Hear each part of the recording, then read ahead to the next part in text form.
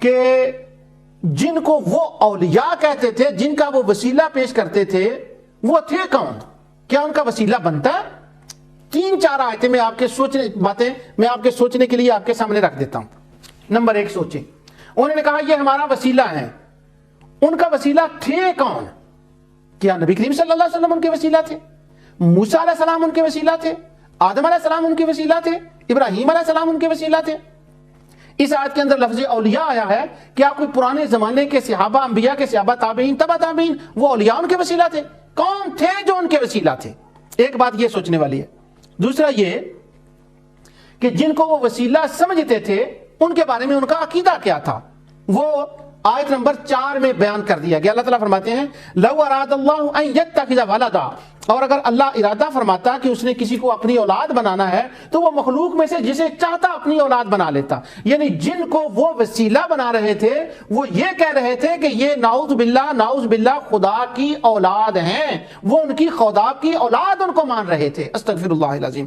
اس پر میں تفصیل سے گفتگو کر چکا ہوں کہ وہ کن کن کو خدا کی اولاد مانتے تھے، اولیاء کون تھے، کن کو وسیلہ بناتے تھے، اور ان کو وہ کیا مانتے تھے۔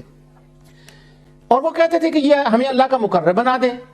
تو کیا جن کو وہ یہ کہہ رہے تھے کہ یہ ہمیں اللہ کا مقرب بنا دیں، کیا وہ خود اللہ کے مقرب تھے، ان کے معبود، یا وہ جہنم کا فیول تھے؟ کیا وہ وسیلہ بننے کے اہل تھے کہ وہ وسیلہ بن سکتے؟ کیا وہ اللہ کے مقرب تھے جن کو وہ کہہ رہے تھے کہ یہ ہمارا وسیلہ ہے، ہمیں اللہ کے قریب کر دیں؟ یہ بھی ذرا سوچنے والی بات ہے۔ اس کے بعد یہ سوچیں کہ کیا ان کی وجہ سے، ان کے اس قول سے پہلے کیا کبھی کوئی اللہ کا مقرب بنا ہے؟ مقرب بنا ہے اللہ کا؟ اللہ کے کبھی کو قریب ہوا ہے؟ اگر اللہ کا قرب چاہیے تو قرب تو نبی کریم صلی اللہ علیہ وسلم کے ذریعے سے ملتا تھا۔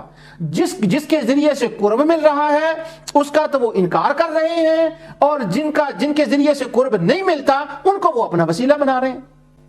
یہ بھی سوچنے والی بات ہے۔ پھر آخری اور اہم بات، کیا وہ واقعہ ہی اللہ کا قرب چاہتے تھے؟ کیا وہ واقعہ ہی اللہ کے قریب ہونا چاہتے تھے؟ اس بات میں وہ سچے تھے؟ آیت کے آخر میں اللہ تعالیٰ فرماتا ہے ان اللہ لا یہدی من ہوا کاذب کفار۔ کاذب، وہ جھوٹے تھے، وہ خدا کا قرب نہیں چاہتے تھے، اللہ تعالیٰ کا قرب وہ چاہتے ہی نہیں تھے۔ یہ جو انہوں نے کہا کہ ہمارے یہ وسیلہ ہے، ہم اللہ کا قرب چاہنا چاہتے ہیں، یہ کہنے میں وہ جھوٹے تھے۔ معلوم یہ ہوا اس آیت سے کہ نہ تو ان کے جو وسیلہ تھے وہ اللہ کے قریب تھے، نہ کر سکتے تھے، اور نہ ہی یہ اللہ کے قریب ہونا چاہتے تھے۔ یہ تو صرف انہوں نے اپنی عبادت کا بہانہ جواز تلاش کرنے کے لیے ایک جملہ کہہ دیا، ورنہ حقیقت میں نہ وہ اللہ کا قرب چاہتے ہی نہیں تھے۔ اور جن کو وہ معبود مانتے تھے وہ ہمیشہ ان کا قرب چاہتے تھے، ان کے لیے اپنی جانوں کو قربان کرتے تھے، ان کے لیے اپنے بچوں کو قربان کرتے تھے، ان کے لیے اپنے مال اور کھیت کو قربان کرتے تھے، جس کا ذکر پورا سورہ انعام اور 8ویں پارے کے 3-4 رکوع میں تفصیل سے اللہ تعالیٰ نے بیان فرمایا، اور میں نے اس کی تفصیل پچھلے لیکچر میں بیان کر دی تھی۔ اب یہ دیکھیں، ایک ایک بات کے تھرو ہم چلتے ہیں، چونکہ اس آیت میں لفظ آ گیا ہے والذین اتخذوا من دونہ اولیاء، کہ وہ اولیاء کا وسیلہ پیش کرتے تھے اور کہتے تھے کہ یہ اولیاء ہمارا وسیلہ ہے۔ اس بات سے شبہ ڈال دیا جاتا ہے کہ دیکھو وہ بھی ولیوں کا وسیلہ کرتے تھے۔ استغفر اللہ العظیم۔ کن ولیوں کا وہ وسیلہ پیش کرتے تھے؟ کون تھے وہ ولی جن کے وہ وسیلہ پیش کرتے تھے؟ کن ولیوں کو وہ مانتے تھے؟ جب اس کا ترجمہ کیا جاتا ہے نا الا یقربونا الی اللہ زلفا، کہ وہ کہتے تھے یہ ہمیں اللہ کا قریب بنا دیں گے، والذین اتخذوا من دونہ اولیاء، تو شبہ ڈالنے والے اس کا ترجمہ یہ کرتے تھے کہ ان کے زمانے کے جو داتا تھے، ان کے زمانے کے جو اجمیر والے تھے، ان کے زمانے کے جو بغداد والے تھے، وہ ان کا وسیلہ ڈالتے تھے، کیونکہ لفظ اولیاء آ گیا۔ وہ کہتے ہیں بس ہمارے زمانے کے مشرکوں کے اولیاء جو ہیں وہ داتالی حجویری ہیں، اجمیر والے ہیں، بغداد والے ہیں، فلاں ہیں، لیکن ان کے زمانے کے اولیاء اور تھے۔ یہ اس طرح سے اس قرآن کریم کی آیت کو بیان کیا جاتا ہے اور اس کا معنی بیان کیا جاتا ہے، اور شبہ ڈالنے والوں کے دل میں کبھی ذرہ برابر بھی خوف خدا نہیں آتا کہ یہ ہم کیا کہہ رہے ہیں اور قرآن کا مطلب کیا ہے اور اس اولیاء کا کیا مطلب ہے۔ اب ذرا قرآن کریم کی آیات کو دیکھیں، اولیاء کا کیا مطلب ہے۔ سورہ بقرہ کی آیت نمبر 257، یہاں سے میں بتاتا ہوں کہ جن کو وہ وسیلہ بناتے تھے، جن کو وہ اولیاء کہتے تھے، وہ تھے کون۔ اللہ تعالیٰ فرماتے ہیں 257 اور یہ سورہ بقرہ کی آیت ہے، آیت الکرسی کے بعد کی آیت کے بعد والی آیت. اللہ ولی الذین آمنوا یخرجہم من الظلمات الی النور والذین کفروا اولیاؤہم الطاغوت یخرجونہم من النور الی الظلمات اولئک اصحاب النار ہم فیہا خالدون. اللہ ایمان والوں کا دوست ہے، کارساز ہے، وہ انہیں تاریکیوں سے نکال کر نور کی طرف لے جاتا ہے. اور باقی رہے وہ والذین کفروا اولیاءہم الطاغوت، اور جو کافروں کے اولیاء ہیں طاغوت ہیں. طاغوت کا معنی ہوتا ہے سرکشی کرنے والا، اور سرکشی کس نے کی تھی اللہ کے حضور؟ شیطان نے، اس نے سرکشی کی تھی. اور وہ جو اولیاءہم الطاغوت ہیں، ان کے جو اولیاء ہیں وہ کیا کرتے ہیں؟ یخرجونہم من النور الی الظلمات، وہ ان کو نور سے نکالتے ہیں اور کفر و ظلم کے اندھیروں میں لے جاتے ہیں. اولئک اصحاب النار ہم فیہا خالدون. ان اولیاء کو ماننے والے، وہ اولیاء بھی اور ان اولیاء کو ماننے والے، وہ دونوں ہمیشہ ہمیش جہنم میں رہیں گے. اس پر میں کوئی تبصرہ نہیں کرتا، آپ خود سوچیں. یہ دوسری آیت میں آپ کے سامنے پڑھ رہا ہوں، یہ 76 ہے سورۃ النساء کی آیت. اللہ عز و جل ارشاد فرماتے ہیں الذین آمنوا یقاتلون فی سبیل اللہ والذین کفروا یقاتلون فی سبیل الطاغوت فقاتلوا اولیاء الشیطان. جو لوگ ایمان لائے وہ اللہ کی راہ میں نیک مقاصد کے لیے جہاد کرتے ہیں، اور جنہوں نے کفر کیا والذین کفروا یقاتلون فی سبیل الطاغوت، اور جنہوں نے کفر کیا وہ شیطان کی راہ میں جنگ کرتے ہیں. فقاتلوا اولیاء الشیطان، اے مومنو تم اولیاء الشیطان سے جنگ کرو. میں اس پر کوئی تبصرہ پھر نہیں کرتا، میں چھوڑ رہا ہوں آپ پر. اب اور آیت سنیے. اللہ تعالیٰ ارشاد فرماتے ہیں، یہ سورۃ الانعام کی آیت ہے جو میں آپ کے سامنے تلاوت کر رہا ہوں. اللہ تعالیٰ فرماتے ہیں وَلَا تَأْكُلُوا مِمَّا لَمْ يُذْكَرِ اسْمُ اللَّهِ عَلَيْهِ وَإِنَّهُ لَفِسْقٌ، اور تم اس سے نہ کھایا کرو جس پر اللہ تعالیٰ کا نام نہ لیا گیا ہو. یہاں پر مجھے مناظر اعظم حضرت علامہ مولانا محمد عمر اچھروی رحمت اللہ تعالیٰ علیہ یاد آ گئے. آپ فرمایا کرتے تھے کہ اللہ تعالیٰ فرماتا ہے وَلَا تَأْكُلُوا مِمَّا لَمْ يُذْكَرِ اسْمُ اللَّهِ عَلَيْهِ، اس کھانے کو مت کھاؤ جس پر اللہ کا نام نہ لیا گیا ہو. اور اس سے ذرا پہلے آیت جو گزری ہے وہ آیت 118 ہے. اللہ تعالیٰ فرماتا ہے فَكُلُوا مِمَّا ذُكِرَ اسْمُ اللَّهِ عَلَيْهِ إِن كُنتُم بِآيَاتِهِ مُؤْمِنِينَ، پس تم اس کھانے کو کھایا کرو جس پر اللہ تعالیٰ کا نام لیا گیا ہے، اگر تم اللہ کی آیتوں کو مانتے ہو، ان پر تمہارا ایمان ہے. یعنی وہ کھانا کھاؤ جس پر اللہ کا ذکر کیا گیا ہے، اور وہ کھانا نہ کھاؤ جس پر اللہ تعالیٰ کا ذکر نہیں کیا گیا. اب ذکر کیا ہے اللہ کا؟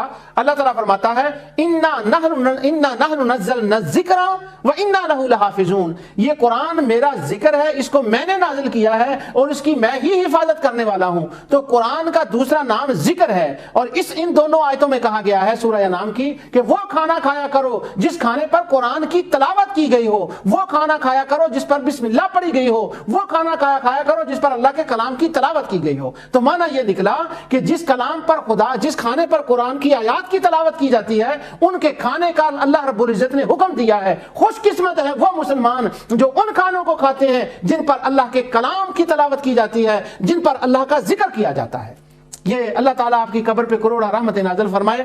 یہ آیت تھی اور ان کی وہ بات مجھے یاد آ گئی، اس لیے میں نے وہ بات کر دی، ورنہ میرے موضوع سے اس کا تعلق نہیں تھا. اسی آیت میں 121 میں اللہ تعالیٰ فرماتا ہے، میں جو بات کر رہا تھا وہ یہ تھا کہ اولیاء جن کو وہ اپنا وسیلہ بناتے تھے وہ کون تھے، ان اولیاء کی میں آپ کو انٹروڈکشن کرا رہا ہوں.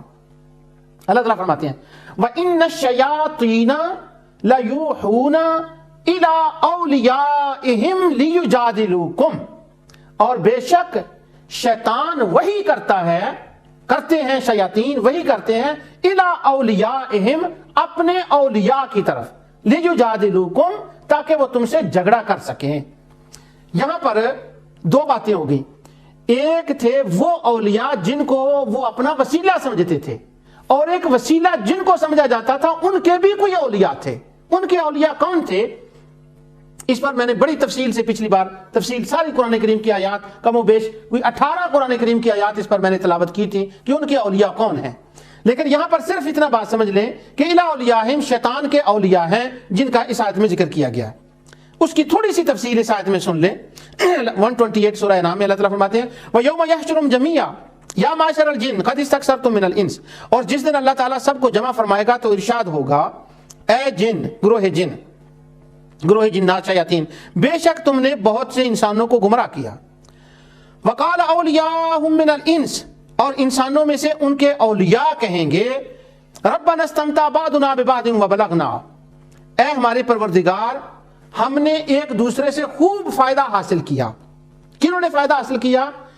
کاہن جو تھے وہ شیطانوں کے اولیاء تھے، ان کے دوست تھے جن کا ذکر قرآن کریم میں آیا ہے اور میں نے تفصیل سے ذکر کر دیا۔ اور شیاطین جو تھے جیسا کہ ابھی آیت میں نے تلاوت کی وہ ان کے اولیاء تھے۔ تو مشرکین کے اولیاء کون ہوئے؟ جو اولیاء الشیطان ہیں۔ اب اس کا مزید تفصیل سورہ اعراف کی آیت نمبر 27 میں سنیے۔ اللہ تعالیٰ فرماتا ہے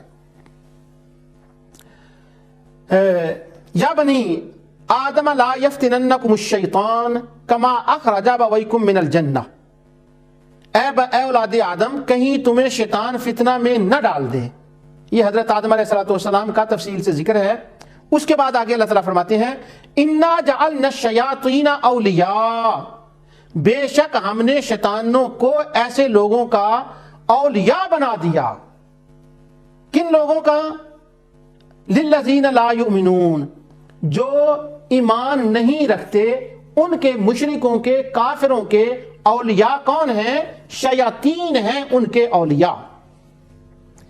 اسی بات کو سورہ اعراف کی آیت 30 میں پھر دہرا دیا گیا۔ اللہ تعالیٰ فرماتے ہیں انہم اتخذوا الشیاطین اولیاء، ان مشرکوں نے، ان کافروں نے شیاطین کو اپنا اولیاء بنا لیا۔ بہت ساری آیات ہیں، اب میں وہ ساری آیات کی تلاوت نہیں کرتا، کنسپٹ آپ کو سمجھ آ گیا ہے۔ ایک آخری آیت میں تلاوت کر دوں تاکہ بات اور سمجھ میں آ جائے۔ اللہ تعالیٰ فرماتے ہیں وَإِذْ قُلْنَا لِلْمَلَائِكَةِ اسْجُدُوا لِآدَمَ فَاسْجَدُوا إِلَّا إِبْلِيسَ، سورہ کہف آیت 50۔ بے شک ہم نے، وہ وقت یاد کیجئے، ہم نے فرشتوں سے کہا تم آدم کو سجدہ کرو، تو ان سب نے سجدہ کر دیا، الا ابلیس، ابلیس نے سجدہ نہ کیا، کان من الجن، وہ جنوں میں سے تھا۔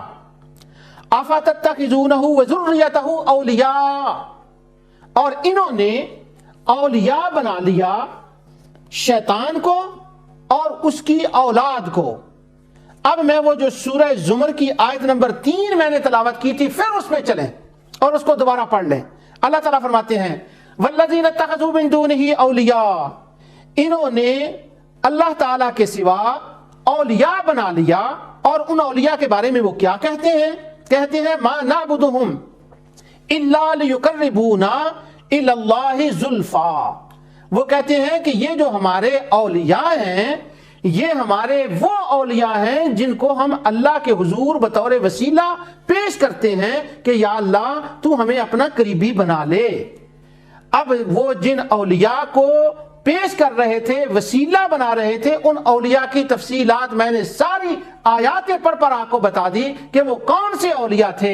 وہ جو وسیلہ پیش کرنے والے تھے وہ خدا کے علاوہ ان کو معبود سمجھتے تھے، ان کو خدا کی اولاد سمجھتے تھے، وہ قیامت کے منکر تھے، وہ جنت اور دوزخ کے منکر تھے، وہ ان کو اولیاء سمجھ کر اللہ کے حضور پیش کرتے کہ یہ ہمارے وسیلہ ہیں۔ اب کہا یہ جاتا ہے کہ وہ مشرک بھی اولیاء کو وسیلہ پیش کرتے تھے، آج کے مشرک بھی اولیاء کو وسیلہ پیش کرتے ہیں، تو ایک جیسی بولی ہے، ایک جیسا عمل ہے۔ جیسے ان کے خلاف جہاد اللہ نے حکم دیا ہے کہ فقاتلوا اولیاء شیطان، کہ اولیاء کے ماننے والوں کے خلاف جہاد کرو، جیسے ان کو مار پیٹ ان کی جائز تھی، ان کا خون حلال تھا، اسی طرح آج کے مشرکوں کا بھی خون حلال ہے جو پیش کرتے ہیں وسیلہ۔ استغفر اللہ العظیم۔ اب میں نے آیت، اس کا ترجمہ اور دیگر مقامات سے آپ کے سامنے ترجمہ جو ہے آیات کا کر کے آپ کے سامنے رکھ دیا ہے۔ امید ہے کہ اس شبہ کے دور ہونے میں آپ کو مدد ملے گی۔